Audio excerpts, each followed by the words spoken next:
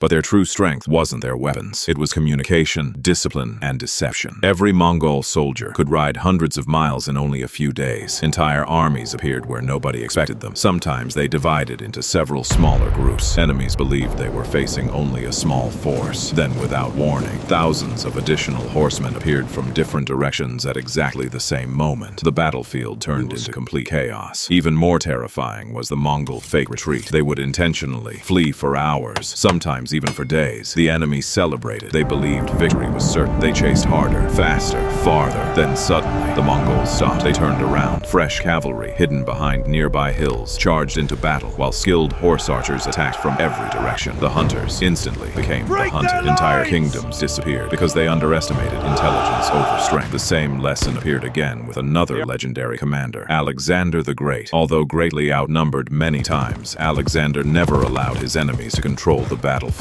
Instead of attacking everywhere, he searched for one weak point, one opening, one mistake. At battles like Gaugamela, he ignored large sections of the enemy army and launched a lightning-fast attack directly toward the Persian king. When the king fled, the entire Persian army lost confidence. One decision, one perfectly timed attack ended one of history's greatest empires. These commanders lived centuries apart. They spoke different languages. They fought different enemies. Yet every one of them understood the same timeless truth. For thousands of years, weapons have changed. Spears became swords. Swords became rifles. Rifles became missiles. But one thing has never changed: the human mind. Every great military commander understood that battles are not won by destroying an enemy's army first. They are won by destroying the enemy's confidence. Once fear replaces discipline, once confusion replaces communication, even the strongest army can collapse within minutes. This lesson appears again and again throughout history. During World War II, the Allied forces launched one of the greatest deception operations ever created. Before the D-Day invasion, they built fake tanks, fake aircraft, fake camps, and even created an entire imaginary army. Double agents fed false information to German intelligence, convincing them that the invasion would happen at Pas-de-Calais instead of Normandy. When Allied troops landed on the beaches of Normandy on June 6, 1944, many German commanders still believed it was only a diversion. That single deception delayed German reinforcements at one of the most critical moments of the war. Sometimes the most powerful weapon isn't a bomb. It's a lie your enemy believes. Modern military academies around the world still study the campaigns of Hannibal, Alexander the Great, Genghis Khan, Napoleon Bonaparte, and Sun Tzu. Not because they fought with ancient weapons, but because they mastered something timeless. Their battles teach us that victory rarely belongs to the strongest. It belongs to the leader who can think faster, adapt quicker, and stay calm while everyone else is panicking. The battlefield may change. Technology may evolve, but the principles remain the same. Patience, discipline, timing, deception, and the ability to predict what your opponent will do before they even realize it themselves. Perhaps that's why the greatest military quote ever written by Sun Tzu still echoes across history. The supreme art of war is to subdue the enemy without fighting. Those words were written over 2,500 years ago, yet they continue to shape military strategy, intelligence operations, business competition, and even modern politics. Because the greatest battlefield has never been the land beneath our feet. It has always been the space between our ears. Every famous victory in history carries the same hidden lesson. The side that controlled information, controlled the battlefield. The side that understood human psychology changed history forever. So the next time you read about a legendary battle, remember this: it wasn't always the biggest army that won. It wasn't always the strongest soldiers. More often than not, it was the commander who turned intelligence into a weapon. And that is the military strategy that changed history forever. If you enjoyed this documentary, subscribe for more stories about history's greatest battles, legendary commanders, and the strategies that shaped our world. What if I told you that the greatest victories in history were not won by the biggest armies, but by the smartest minds? Imagine standing on a battlefield. Tens of thousands of soldiers face each other. The ground shakes beneath the feet of charging cavalry. Arrows darken the sky. Drums echo across the valley, and every commander believes victory belongs to the side with the largest army. But history tells a very different story. Again and again, massive armies have been crushed by enemies only a fraction of their size. Kingdoms that looked unstoppable collapsed in a single day, not because their soldiers were weak, but because they walked straight into a trap they never saw coming. This wasn't luck. It wasn't magic. It was strategy. Throughout history, a handful of military commanders discovered one terrifying truth: the human mind can be more powerful than swords, guns, or even tanks. The greatest generals never tried to defeat an enemy through strength alone. Instead, they studied fear, greed, overconfidence, and impatience. They understood that if you could control what your enemy believed, you could control what your enemy did. One wrong decision, one step in the wrong direction, one perfectly timed deception, and an entire empire could disappear forever. From the battlefields of ancient China to the mountains crossed by Hannibal. From Alexander the Great's lightning-fast campaigns to Napoleon's brilliant maneuvers, one principle kept appearing throughout history. The commanders who changed the world didn't simply fight battles, they manipulated them. One of the most powerful examples was the strategy known today as the feigning retreat. At first glance, it looked like a complete disaster. An army would suddenly turn around and run away. To their enemies, it looked like fear. It looked like surrender. It looked like victory. Excited and confident, the opposing army would abandon its carefully organized formation and begin chasing the retreating soldiers. That single mistake changed everything. The retreat wasn't real. It had been planned from the very beginning. The fleeing soldiers knew exactly where they were going. They lured their enemies farther and farther away from safety, stretching their lines, exhausting their horses, and destroying communication between commanders. Then at the perfect moment, everything changed. The retreating army suddenly turned around. Hidden cavalry emerged from forests and hills. Archers attacked from both sides. Within minutes, the hunters became the hunted. Entire armies disappeared because they believed they had already won. This strategy wasn't used just once. It appeared again and again throughout history. The Mongols perfected it under Genghis Khan. Nomadic horse archers could pretend to panic, retreat for miles, and then strike with devastating speed once their enemies were completely exhausted. Even experienced generals repeatedly fell into exactly the same trap. Why? Because human psychology rarely changes. People become careless the moment they believe victory is guaranteed, and that weakness has destroyed more armies than any weapon ever invented. History proves that the greatest military commanders didn't always win because they had the biggest armies. They won because they understood something far more valuable: the human mind. One of the greatest examples was Hannibal Barca, the brilliant Carthaginian general. In 218 BC, Hannibal shocked the ancient world by doing what everyone believed was impossible. Instead of attacking Rome directly, he marched his army across the frozen Alps. Thousands of soldiers, war elephants, supplies, all crossing mountains that many believed no army could survive. By the time Hannibal entered Italy, he had already achieved something extraordinary, but his greatest masterpiece was still to come. In 216 BC, at the Battle of Cannae, Hannibal faced a Roman army nearly twice the size of his own. The Romans believed overwhelming numbers guaranteed victory, exactly as Hannibal expected. Instead of defending in a straight line, Hannibal ordered the center of his army to slowly fall back. To the Romans, it looked like the enemy was collapsing. Thousands of Roman soldiers rushed forward, eager to finish the battle. But it was a trap. As the Roman army pushed deeper, Hannibal's strongest troops attacked from both sides. His cavalry destroyed the Roman horsemen and then attacked from behind. Within hours, the Roman army was completely surrounded. There was nowhere to run. Historians estimate that tens of thousands of Roman soldiers died in a single day, making Cannae one of the greatest tactical victories in military history.